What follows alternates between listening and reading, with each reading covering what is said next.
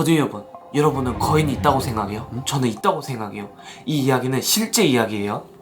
진짜? 오, 궁금하다. 그치. 오늘 무서운 거 아니네? 좀 뭐라 해야 되지? 기묘한 이야기? 신기한 이야기? 그래. 그 보도인들이 너무 무서워하시는 분들이 있더라고. 그래서 좀 바꾸자고 했더니 바꿨네. 잘했어. 자, 그러면 시작할게. 자, 1925년 런던 왕립 지리학회 강연장이었어. 오늘의 강연을 맡은 존 노먼 콜리는 화학교수이자 등산을 즐기는 등산가야. 오, 화학 교수면 과학자잖아. 맞아. 그래서 이 이야기가 더 신빙성이 있는 거야. 오, 그렇네. 과학자가 공식적인 석상에서 풀어낸 이야기니까 그래서 존의 목격담엔 더 큰 힘이 실렸어. 그렇겠다. 그치. 1891년 존 노먼 콜리는 벤 맥크두이 산을 오르고 있었어. 자, 앞으로 쉽게 존 노먼 콜리를 존이라고 부를게. 너무 길잖아. 그래, 길다. 자, 당시의 날씨는 회색한 안개가 자욱했대. 산을 오르면 오를수록 날씨는 변덕스럽게 바뀌었어. 공기는 더 축축해지고 무거워졌지. 해발 1300m 고지에 가까워질 때쯤 그는 이상한 기척을 느꼈어. 하지만 존은 과학자잖아, 그치?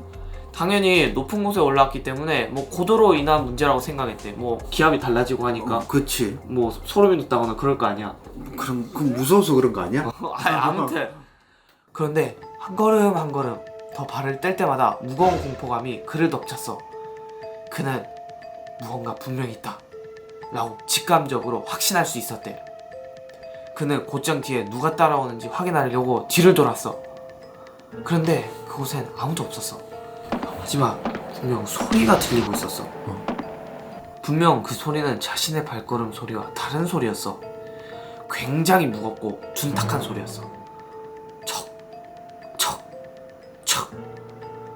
뭔가 축축한 이끼를 밟는 듯한 축축하고 느린 템포의 둔탁한 소리가 계속 가까워져 왔지.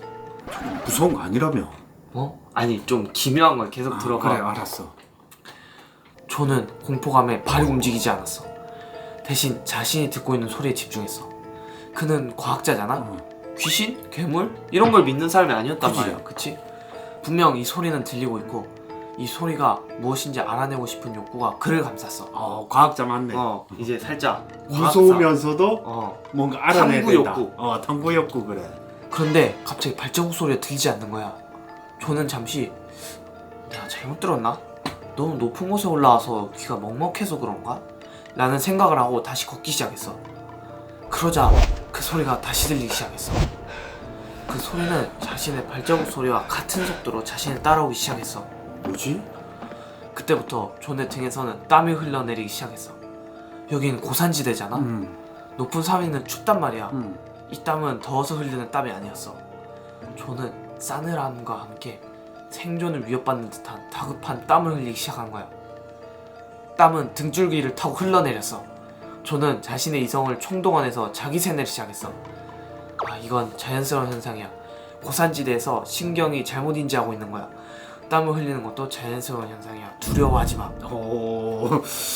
야, 이거 보통 사람 같으면 무섭다고 생각할 텐데 끝까지 탐구하겠다는. 하지만 그의 몸은 본능적으로 공포를 느끼고 있었어. 존은 다시 뒤를 돌아봤어. 하지만 아무것도 보이지 않았어. 발소리도 멈췄지. 이내 존은 주변을 살폈어. 두리번 주변을 보는데 아무것도 보이지 않았어. 존은 아무리 이성적으로 제어를 해보려고 했지만 이미 온몸이 두려움을 느끼고 있었어. 존은 더 이상 발걸음이 떨어지지 않았어. 몸이 너무 무겁게 느껴졌어. 하지만 존은 다시 힘을 주어 걷기 시작했어. 몸이 무거워서 아까보다 더 느리게 걸었지.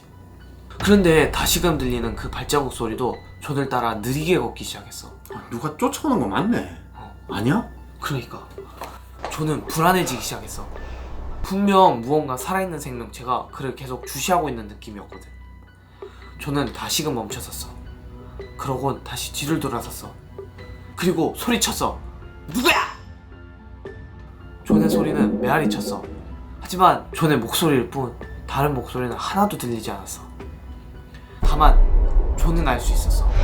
보이지 않는 저 안개 너머에서 무언가 거대한 것이 숨을 죽이고 자신을 바라보고 있다는 것을 온몸으로 느낄 수 있었어. 뭐지? 그 존재는 보이지 않았습니다. 하지만 저는 확실히 말할 수 있었어요. 그건 인간이 아니었어요. 그건 아주 크고 매우 무거웠어요. 그는 그때를 회상하며 강연장에서 자신의 목격담을 풀어냈어. 그날 그는 더 이상 그곳에 있을 수 없다는 판단을 하고 말없이 전속력으로 산을 내려왔다고 했어. 다행히 그 발소리는 그를 따라오지 않았대. 하지만 그것의 시선은 존이 산을 벗어날 때까지 존을 따라왔대. 존은 이어서 힘겹게 말을 이었어. 벤 매크두이 산에서 처음 느꼈던 그 경험은 잊을 수 없는 경험이었습니다. 저는 그 후로 몇 년간 그 이야기를 할 수 없었어요. 모두 제가 미쳤다고 생각할까봐 두려웠거든요. 그치, 그 누가 들어도 미쳤다고 하겠지. 어. 거인이 있다고 하면 뭐 진격의 거인이냐? 뭐 거기서 싸싸게요 어. 이런 거야? 그의 진솔한 목격담은 전 세계로 퍼져나갔어. 이에 사람들은 너도 나도 벤 매크두이 산의 경험담을 풀어내기 시작했어. 뭐야, 또 있다는 얘기야? 자, 그 소식을 듣고 알렉산더와 헨리 켈라스의 형제가 존에게 자신의 경험담을 전달했대. 그들은 히말리아 원정 경험이 있는 과학자였어. 1900년대 초 두 형제는 벤 매크두이 정상 근처에 크리스탈을 찾으러 산행길에 올랐대. 두 형제가 꼭대기에 다다랐을 때쯤 그들은 이상한 압박감을 느꼈대. 굉장한 커다란 포식자를 만난 기분이었대. 그들은 빠르게 주변을 살폈어. 하지만 주변은 안개가 자욱했어. 도저히 인간의 눈으로는 주변의 사물이 구분되지 않았어. 그들은 더 빠르게 정상으로 향했어. 산 정상에 10피트 높이의 돌무더기가 있었지.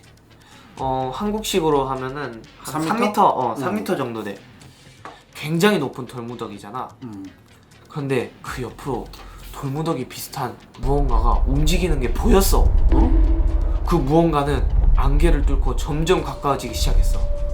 돌무더기는 보이지 않았잖아. 그런데 이건 점점 가까워지는 거야.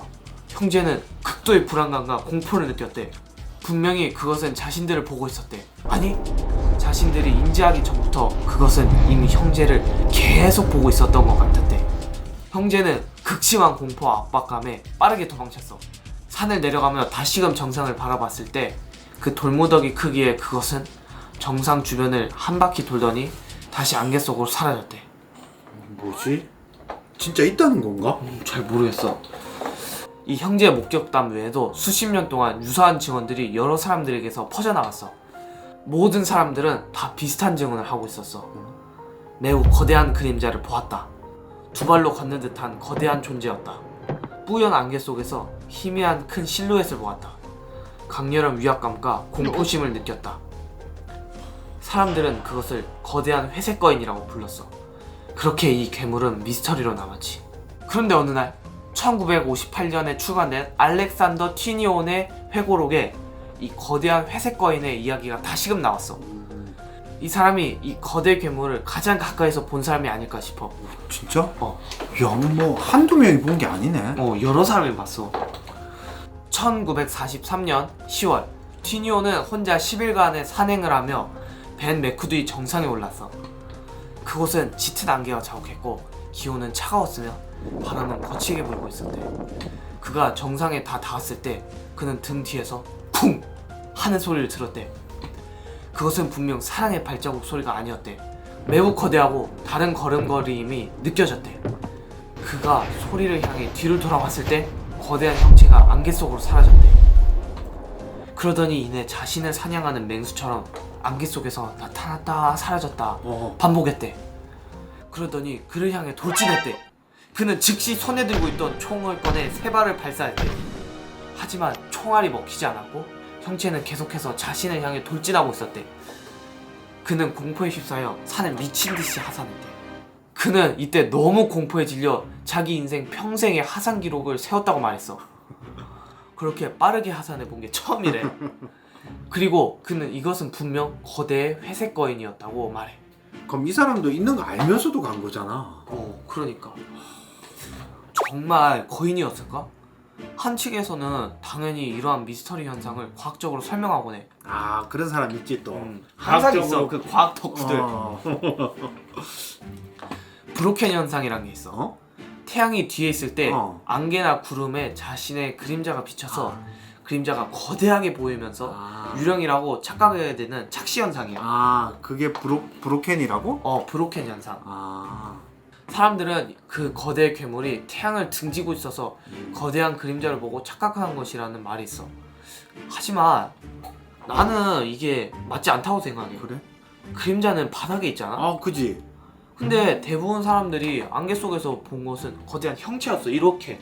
그러니까 맞네. 아 내가 사실은 그 말 하려고 했어. 그림자가 원래 바닥에 있잖아. 그리고 왜 무시해? 아니 들어봐. 알았어. 저주파를 의심하는 사람들도 있어. 어머 저주파? 바람이 특정 지형을 통과하면서 인간의 심리 영향에 주는 저주파를 형성한대. 이 저주파는 공포, 불안, 환청 등을 일으킨대. 사람들은 이 괴물을 본 게 다 정상이나 정상 부근이잖아? 그지.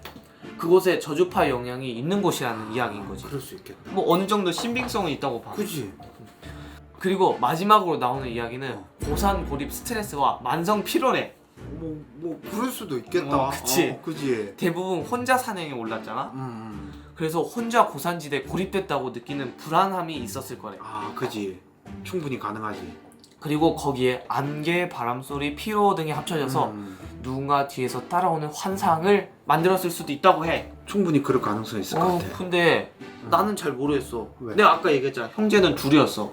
그러니까. 근데 우리 저번에 아이슬란드 갔을 때 있잖아. 난 3명인데도 무섭던데. 아? 그 얼음 동굴 갈 때도 잠깐. 사람 많은데도 아니, 그게 무섭던데. 아니라 아빠 그때 무서웠어. 나 하나도 안 무서웠어. 나 하나도 안 무서웠어. 나 빠질까봐 엄청 무서운데. 물속에서 괴물 손이 튀어나올까봐. 자, 아무튼 자, 내가 준비한 이야기는 여기까지야. 그래 재밌었어. 여러분은 회색 거인이 있다고 믿나요? 저는 뭔가 뭐라 해야 되지? 이 산의 정상이나 돌무더기를 지키는 뭐 그런 존재 아니었을까? 산신령? 아니, 산신령은 너무 한국식이고 정령 그런 생각이 들어요. 그럴 수 있겠다. 이 회색 거인은 아직도 스코틀랜드의 유명 미스테리로 남아있대요. 여러분의 생각 어떤지 댓글로 남겨주세요. 오늘 재밌었나요? 재밌었으면 구독, 좋아요 눌러주세요. 안녕. 짐승거인 아니야? 짐승거인. 사사게요. 짐승거인 아니야? 그러니까 짐승거인 아니야? 짐승거인. 그러니까 그 흰색 털. 흰색 털이 있을 그거 돌덩이 던지네. 그러니까 흰색 털이 있을 수도 있잖아. 맞네. 말이 되냐? 걔는 키 엄청 큰데 3m 훨씬 넘는데. 그러게.